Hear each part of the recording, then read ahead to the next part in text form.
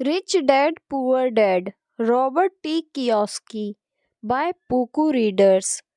अध्याय 1। Rich dad poor dad. Robert Kiyosaki के अनुसार, मेरे दो डैडी थे, एक अमीर और दूसरे गरीब। एक बहुत पढ़े लिखे थे और समझदार थे। वे पीएचडी थे और उन्होंने अपने 4 साल के अंडर ग्रेजुएट कार्य को 2 साल से ही कम समय में कर लिया था। इसके बाद वे आगे पढ़ने के लिए Stanford university, university of Chicago तथा नॉर्थ वेस्टर्न यूनिवर्सिटी गए और यह सब उन्होंने पूरी तरह से स्कॉलरशिप के सहारे ही किया। मेरे दूसरे डैडी 8वीं से आगे नहीं पढ़े थे। दोनों ही अपने करियर में सफल थे। दोनों ने जिंदगी भर कड़ी मेहनत की थी। दोनों ने ही काफी पैसा कमाया था, परंतु उनमें से एक पूरी जिंदगी पैसे के लिए परेशान होता रहा। दूसरा हवाई के सबसे अमीर व्यक्तियों में से एक बन गया। एक के मरने पर उसके परिवार, चर्च और जरूरतमंदों के करोड़ों डॉलर की दौलत मिली। दूसरा अपने पीछे कर्ज छोड़कर मरा। मेरे दोनों डैडी इरादे के पक्के, चमत्कारी और प्रभावशाली थे। दोनों ने मुझे सलाह दी, परंतु उनकी सलाह एक सी नहीं थी। दोनों ही शिक्षा पर बहुत जोर देते थे, परंतु उनके द्वारा सुझाए गए पढ़ाई के विषय अलग अलग थे। अगर मेरे पास केवल एक ही डैडी होते तो मैं या तो उनकी सलाह मान लेता या फिर उसे ठुकरा देता। चूंकि सलाह देने वाले दो थे, इसलिए मेरे पास दो विरोधाभासी विचार थे, एक अमीर आदमी का और दूसरा गरीब आदमी का। किसी भी एक विचार को सीधे सीधे मान लेने या मानने के बजाय मैं उसकी सलाहों पर काफी सोच करता था, उनकी तुलना करता था और फिर खुद के लिए फैसला किया करता था।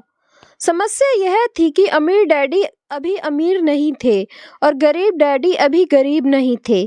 दोनों ही अपने करियर शुरू कर रहे थे और दोनों ही दौलत तथा परिवार के लिए मेहनत कर रहे थे, परंतु पैसे के बारे में दोनों के विचार और नजरिए एकदम अलग थे। उदाहरण के तौर पर एक डैडी कहते थे पैसे पैसे का मोह ही सभी बुराइयों की जड़ है, जबकि दूसरे डैडी कहा करते थे पैसे की कमी ही सभी बुराइयों की जड़ है। जब मैं छोटा था तो मुझे दोनों डैडियों की अलग अलग सलाहों से दिक्कत होती थी। एक अच्छा बच्चा होने के नाते मैं दोनों की बातें सुनना चाहता था। परेशानी यह थी कि दोनों एक सी बातें नहीं कहते थे। उनके विचारों में जमीन आसमान का फर्क था, खासकर पैसे के मामले में। मैं काफी लंबे समय तक यह सोचा करता कि उनमें से किसने क्या कहा, क्यों कहा और उसका परिणाम क्या होगा। मेरा बहुत सा समय सोच विचार में ही गुजर जाता था। मैं खुद से बार बार इस तरह के सवाल पूछा करता, उन्होंने ऐसा क्यों कहा, और फिर दूसरे डैडी की कही हुई बातों के बारे में भी इसी तरह के सवाल पूछता। काश मैं यह बोल सकता, हाँ वे बिल्कुल सही हैं, मैं उनकी बातों से पूरी तरह सहमत हूँ, या कहकर मैं सीधे उनकी बात ठुकरा सकता, बुड्ढे को यह नहीं पता कि वह क्या कर रहा है। चूंकि दोनों ही मुझे प्यारे थे, इसलिए मुझे खुद के लिए सोचने पर मजबूर होना पड़ा। इस तरह सोचना मेरी आदत बन गई, जो आगे चलकर मेरे लिए बहुत फायदेमंद साबित हुई। अगर मैं एक तरह से ही सोच पाता तो यह मेरे लिए इतना फायदेमंद नहीं होता। धन दौलत का विषय स्कूल में नहीं बल्कि घर पर पढ़ाया जाता है। शायद इसलिए अमीर लोग और ज़्यादा अमीर होते जाते हैं, जबकि गरीब और ज़्यादा गरीब होते जाते हैं और मध्य वर्ग कर्ज में डूबा रहता है। हम में से ज़्यादातर लोग पैसे के बारे में अपने माता पिता से सीखते हैं। कोई गरीब पिता अपने बच्चे को पैसे के बारे में क्या सिखाता है? यह सिर्फ इतना ही कह सकता है, स्कूल जाओ और मेहनत से पढ़ो। हो सकता है वह बच्चा अच्छे नंबर से कॉलेज की पढ़ाई पूरी कर ले, फिर भी पैसे के मामले में उसकी मानसिकता और उसका सोचने का ढंग एक गरीब आदमी जैसा ही बना रहेगा। यह सब उसने तब सीखा था जब वह छोटा बच्चा था। धन का विषय स्कूलों में नहीं पढ़ाया जाता। स्कूलों में शैक्षणिक और व्यावसायिक निपुणताओं पर जोर दिया जाता है, न कि धन संबंधी निपुणता पर। इससे यह साफ हो जाता है कि जिन स्मार्ट बैंकर्स, डॉक्टर्स और अकाउंटेंट्स के स्कूलों में अच्छे नंबर आते हैं, वे जिंदगी भर पैसे के लिए संघर्ष क्यों करते हैं। हमारे देश पर जो भारी कर्ज लदा हुआ है, वह काफी हद तक उन शिक्षित राजनेताओं और सरकारी अधिकारियों के कारण है जो आर्थिक नीतियां बनाते हैं, और मजे की बात यह है कि वे धन के बारे में बहुत कम जानते हैं। मैं अक्सर नई सदी में आने वाली समस्याओं के बारे में सोचता हूँ। तब क्या होगा जब हमारे पास ऐसे करोड़ों लोग होंगे जिन्हें आर्थिक और चिकित्सकीय मदद की जरूरत होगी। धन संबंधी मदद के लिए या तो वे अपने परिवारों पर या फिर सरकार पर निर्भर होंगे। क्या होगा जब मेडिकेयर और सोशल सिक्योरिटी के पास का पैसा खत्म हो जाएगा? किस तरह कोई देश तरक्की कर पाएगा? अगर पैसे के बारे में पढ़ाई की जिम्मेदारी माता पिता के ऊपर छोड़ दी जाएगी, जिनमें से ज़्यादातर गरीब है या गरीब होंगे। चूंकि मेरे पास दो प्रभावशाली डैडी थे, इसलिए मैंने दोनों से ही सीखा। मुझे दोनों की सलाह पर सोचना पड़ता था। इस तरह से सोचते सोचते मैंने यह भी जान लिया कि किसी व्यक्ति के विचार उसकी जिंदगी पर कितना जबरदस्त प्रभाव डाल सकते हैं। उदाहरण के तौर पर एक डैडी को यह कहने की आदत थी, मैं इसे नहीं खरीद सकता। दूसरे डैडी को इन शब्दों के इस्तेमाल से चिढ़ते थे। वे जोर देकर कहा करते थे कि मुझे इसके बजाय यह कहना चाहिए, मैं इसे कैसे खरीद सकता हूँ। पहला वाक्य नकारात्मक है और दूसरा प्रश्नवाचक। एक में बात खत्म हो जाती है और दूसरे में आप सोचने के लिए मजबूर हो जाते हैं। मेरे जल्द ही अमीर बनने वाले डैडी ने मुझे समझाया कि जब हम कहते हैं मैं इसे नहीं खरीद सकता, तो हमारा दिमाग काम करना बंद कर देता है। इसके बजाय जब हम यह सवाल पूछते हैं मैं इसे कैसे खरीद सकता हूँ, तो हमारा दिमाग काम करने लगता है।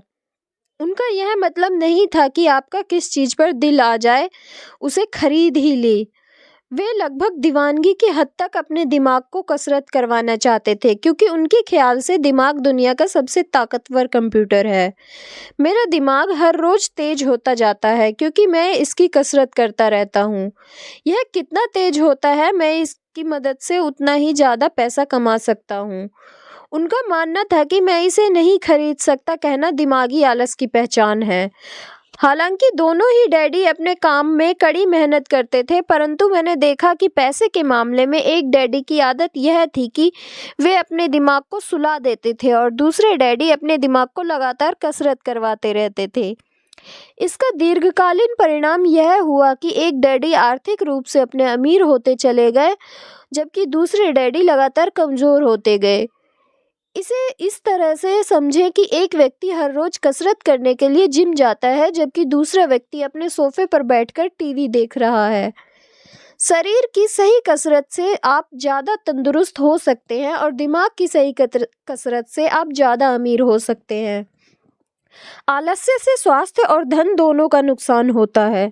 मेरे दोनों डैडियों की विचारधारा में जमीन आसमान का अंतर था।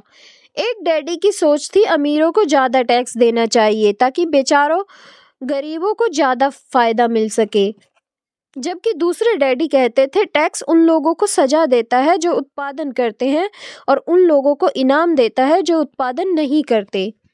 एक डैडी सिखाते थे मेहनत से पढ़ो ताकि तुम्हें किसी अच्छी कंपनी में नौकरी मिल जाए, जबकि दूसरे डैडी की सीख यह थी कि मेहनत से पढ़ो ताकि तुम्हें अच्छी कंपनी को खरीदने का मौका मिल जाए।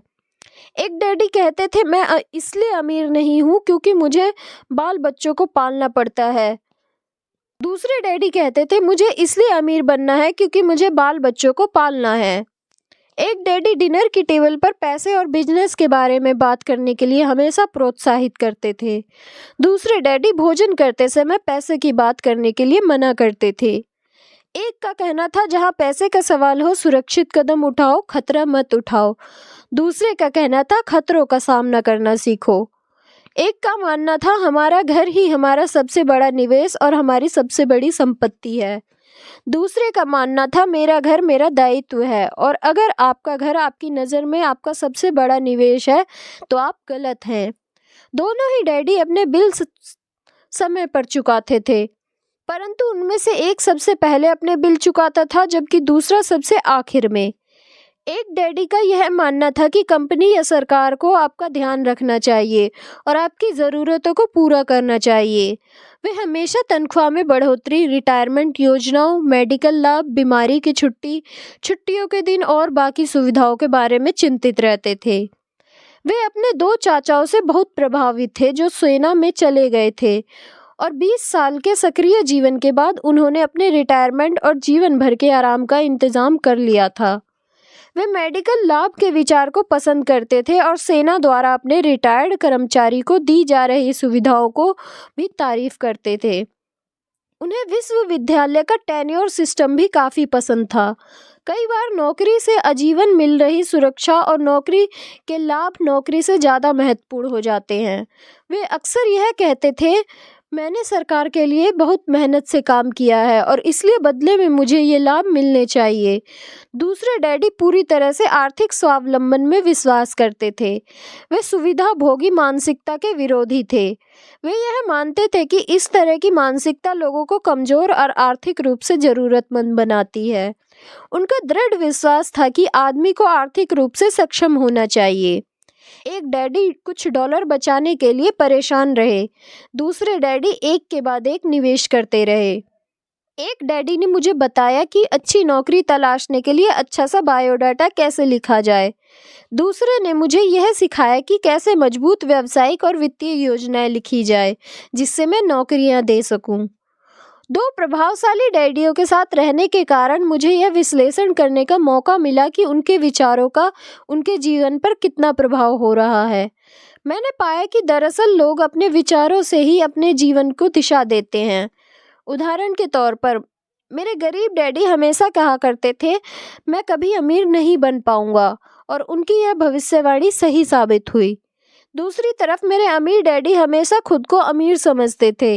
वे इस तरह की बातें करते थे, मैं अमीर हूँ और अमीर लोग ऐसा नहीं करते। एक बड़े आर्थिक झटके के बाद जब वे दिवालियेपन की कगार पर थे तब भी वे खुद को अमीर आदमी ही कहते रहे। वे अपने समर्थन से यह कहते थे, गरीब होना और पैसे ना होने में फर्क है। पैसा पास में ना होना अस्थाई होता है जबकि गरीबी स्थायी है। मेरे गरीब डैडी यह भी कहते थे, मेरे पैसे में कोई रुचि नहीं है या पैसा महत्वपूर्ण नहीं है। मेरे अमीर डैडी हमेशा कहते थे, पैसे में बहुत ताकत है। हो सकता है हमारे विचारों की ताकत को कभी भी मापा ना जा सके या फिर उन्हें पूरी तरह से समझा ना जा सके। फिर भी बचपन में ही यह समझ गया था कि हमें अपने विचारों पर ध्यान देना चाहिए और अपनी अभिव्यक्ति पर भी। मैंने देखा कि मेरे गरीब डैडी इसलिए गरीब नहीं थे क्योंकि वे कम कमाते थे, बल्कि इसलिए गरीब थे क्योंकि उनके विचार और काम गरीबों की तरह थे। दो डैडी होने के कारण बचपन से ही मैं अपने बारे में बहुत सावधान हो चला था कि मैं किस तरह की विचारधारा अपनाऊं। मैं किसकी बात मानूं, अपने अमीर डैडी की या अपने गरीब डैडी की। हालांकि दोनों ही शिक्षा और ज्ञान को बहुत महत्वपूर्ण मानते थे, परंतु क्या सीखा जाए इस बारे में दोनों की राय अलग अलग थी। एक चाहते थे कि मैं पढ़ाई में कड़ी मेहनत करूं, डिग्री लूं और पैसे कमाने के लिए अच्छी सी नौकरी ढूंढ लूं। वे चाहते थे कि मैं एक पेशेवर अधिकारी, वकील या अकाउंटेंट बन जाऊं या एमबीए कर लूं। दूसरे डैडी मुझे प्रोत्साहित करते थे कि मैं अमीर बनने का रहस्य सीख लूं, यह समझ लूं कि पैसा किस तरह काम करता है और यह जान लूं कि इससे अपने लिए कैसे काम लिया जाता है। मैं पैसे के लिए काम नहीं करता, इन शब्दों को वे बार बार दोहराया करते थे। पैसा मेरे लिए काम करता है। 9 वर्ष की उम्र में मैंने यह फैसला किया कि पैसे के बारे में मैं अपने अमीर डैडी की बात सुनूंगा और उनसे सीखूंगा। यह फैसला करने का मतलब था अपने गरीब डैडी की बातों पर ध्यान ना देना। हालांकि उनके पास कॉलेज की बहुत सी डिग्रियां थी जो मेरे अमीर डैडी के पास नहीं थी। रॉबर्ट फ्रॉस्ट का सबक। रॉबर्ट फ्रॉस्ट मेरे पसंदीदा कवि हैं। हालांकि मुझे उनकी बहुत सी कविताएं पसंद है, परंतु हर रोड नॉट टेकन मुझे सबसे ज़्यादा पसंद है। मैं इसकी शिक्षा का इस्तेमाल हर रोज करता हूँ। द रोड नॉट टेकन, वह राह जिसे चुना नहीं गया। पीले जंगल में 2 राहें बढ़ती थी और अफसोस कि मुझे एक को चुनना था, और मैं अकेला पथिक खड़ा रहा देर तक यह देखते हुए कि यह राह कहाँ तक जाती है। झुरमुटों से मुड़ने के पहले फिर मेरी दूसरी राह चुनी, उतनी ही सुंदर और शायद बेहतर भी, क्योंकि यहाँ घास ज्यादा थी और कम लोग न गुजरे थे। हालांकि लोगों के गुजरने से यहाँ भी उतना ही नुकसान हुआ था, और दोनों ही उस सुबह बराबर थी। पत्तियों पर काले कदम नहीं थे, और मैंने पहली को अगले दिन के लिए रखा। पर यह जानते हुए कि किस तरह रास्ते निकलते हैं, मुझे शक था कि मैं कभी लौटूंगा। मैं आह भरकर यह कहूँगा, आज से सदियों बाद शायद एक जंगल में दो राहें बढ़ती थी, और मैंने कम चली हुई राह को चुना, और इसी बात से सारा फर्क पड़ा। बहुत समय गुजर चुका है, पर मैं अब भी अक्सर रॉबर्ट फ्रॉस्ट की कविता पर चिंतन कर रहा हूँ। पैसे के बारे में अपने पढ़े लिखे डैडी की सलाह और नज़रिए को ना सुनने का मेरा फैसला दुखद था, परंतु यह एक ऐसा फैसला था जिसने मेरी जिंदगी की दिशा तय कर दी। एक बार मैंने यह फैसला कर लिया कि मुझे किसकी बात सुननी है, तो उसके बाद मेरी धन संबंधी शिक्षा शुरू हो गई। मेरे अमीर डैडी ने मुझे 30 साल से भी ज़्यादा समय तक सिखाया, तब तक जब तक कि मेरी उम्र 39 साल नहीं हो गई, और इसके बाद उन्होंने सिखाना बंद कर दिया। उन्होंने यह देख लिया था कि मैं वह सब कुछ सीख चुका हूँ जो कि मेरी मोटी बुद्धि में भरने की कोशिश कर रहे थे। पैसा एक तरह की ताकत है, परंतु इससे भी बड़ी ताकत है वित्तीय शिक्षा। पैसा तो आता और जाता रहता है, परंतु अगर आप यह जानते हैं कि पैसा किस तरह से काम करता है, तो आप ज़्यादा ताकतवर हो जाते हैं और आप दौलत कमाना शुरू कर सकते हैं। केवल सकारात्मक चिंतन से ही समस्या हल नहीं हो सकती, क्योंकि ज़्यादातर लोग स्कूल में पढ़ते हैं और वहाँ वे कभी यह नहीं सीख पाते कि पैसा किस तरह से काम करता है। इसलिए वे पैसे के लिए काम करने में अपनी सारी ज़िंदगी बर्बाद कर देते हैं। मेरी शिक्षा जब शुरू हुई थी तब मैं केवल 9 साल का था, और इसी कारण मेरे अमीर डैडी ने मुझे जो पाठ पढ़ाए थे वे बहुत आसान थे, और सारी बातों को छोड़कर विचार किए जाएं तो उन्होंने मुझे 30 साल तक कुल 6 महत्वपूर्ण पाठ पढ़ाए। यह पुस्तक उन्हीं 6 पाठों के बारे में है, और इसे भी उतना ही आसान बनाने की कोशिश की गई है जितना कि मेरे अमीर डैडी ने इन्हें मेरे लिए आसान बनाया था। यह पाठ आपके लिए जवाब की तरह नहीं लिखे गए हैं, बल्कि मार्गदर्शक की तरह लिखे गए हैं। ऐसे मार्गदर्शक जो ज़्यादा अमीर बनने में आपकी और आपके बच्चों की मदद करेंगे, चाहे बदलती हुई इस अनिश्चित दुनिया में कुछ भी हो। ये 6 पाठ कुछ इस तरह हैं, जो कि 6 सबक की तरह दिए गए हैं यहाँ। सबक 1, अमीर लोग पैसे के काम नहीं करते। सबक 2, पैसे की समझ क्यों सिखाई जानी चाहिए। सबक 3, अपने काम से काम रखो। सबक 4, टैक्स का इतिहास और कॉरपोरेशंस की ताकत। सबक 5, अमीर लोग पैसे का विस्तार करते हैं। सबक 6, सीखने के लिए काम करें, पैसे के लिए काम ना करें।